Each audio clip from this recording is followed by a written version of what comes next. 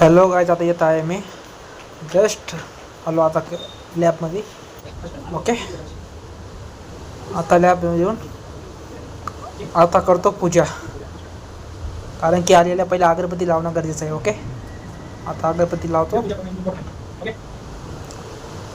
पूजा झालं की मला जायचं टी घ्यायला, ब्रेकफास्ट करायला. ओके, पूजा करतो, नंतर टी घ्यायला जातो. पहिला करतो पूजा. एक काढल्या अगरबत्त्या,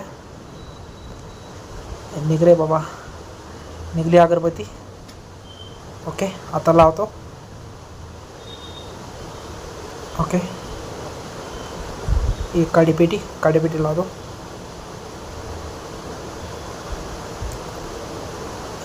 पेटाना बी पेटत नाही.